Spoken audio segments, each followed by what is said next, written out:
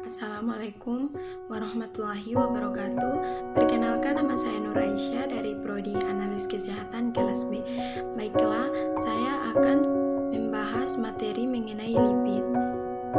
Lipid berasal dari kata lipos yang diambil dari bahasa Yunani, berarti lemak. Secara definisi, lemak adalah senyawa organik yang terdapat di dalam sukar, larut dalam pelarut organik non-polar, misalnya hidra, karbon, atau ether.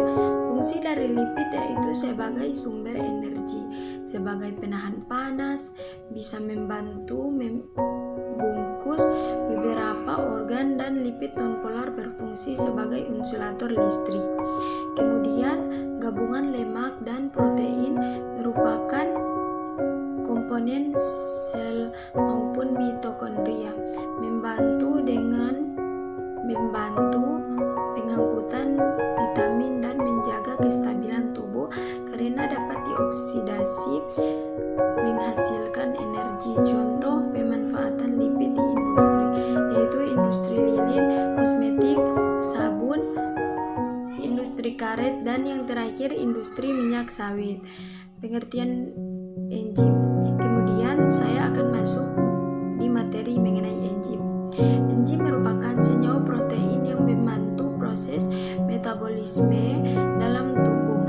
Dengan adanya enzim, metabolisme akan berlangsung dengan cepat karena menurunkan energi atau aktivitas yang diperlukan untuk berlangsungnya reaksi tersebut. Tanpa adanya enzim dalam tubuh, reaksi metabolisme dalam tubuh akan berlangsung sangat lama. Struktur enzim. Struktur enzim terdiri dari dua komponen, yakni bagian pro atau proenzim dan bagian dari protein atau gugus prostetik. Apoenzim tersusun atas protein dan mudah berubah tergantung faktor lingkungan, misalnya pH dan suhu. Akan gugus prostetik adalah gugus yang tidak aktif. Zat ini terdiri dari unsur seperti besi, mangan, magnesium, atau natrium yang disebut kofaktor. Namun, gugus prostetik juga dapat berupa bahan organik dan bukan protein sebagai vitamin B, koenzim. Cara kerja enzim secara sederhana yaitu enzim bekerja seperti kunci dan gembok. Pasalnya, dalam materi enzim terdapat tempat yang aktif, yang mana substrat dapat bergabung ke dalamnya dan bekerja secara spesifik. Hormon adalah zat kimia yang dihasilkan oleh kelenjar atau endokrin atau kelenjar buntu. Kelenjar ini merupakan kelenjar yang tidak mempunyai saluran sehingga sekresinya akan masuk aliran darah mengikuti peredaran darah ke seluruh tubuh. Apabila sampai pada suatu organ target, maka hormon akan merangsang terjadinya perubahan pada umumnya.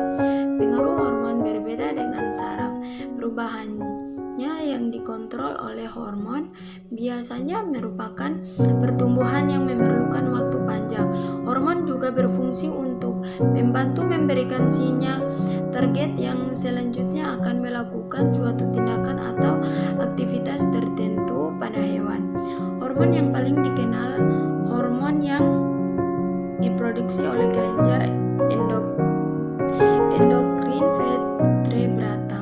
Walaupun hormon dihasilkan oleh hampir semua sistem organ dan jenis jaringan pada tubuh hewan, molekul hormon dilepaskan langsung ke aliran darah. Walaupun ada juga jenis hormon yang disebut ektohormon yang tidak langsung dialirkan ke aliran darah, melainkan melalui sirkulasi atau difusi ke sel target hormon. Hormon insulin adalah hormon yang diproduksi oleh pankreas, berfungsi membantu penyerapan glukosa ke dalam sel-sel tubuh. untuk mengendalikan gula darah. Fungsi insulin ada 3. Yang pertama, memerintahkan seluruh untuk mengambil glukosa dari darah. Yang kedua, mengubah glikogen menjadi glukosa yang dibutuhkan tubuh, menyampaikan kelebihan glukosa sebagai lemak. Baik, itulah materi yang dapat saya bawakan. Lebih dan kurangnya saya mohon maaf. Wabillahi taufiq wal hidayah. Wassalamualaikum warahmatullahi wabarakatuh.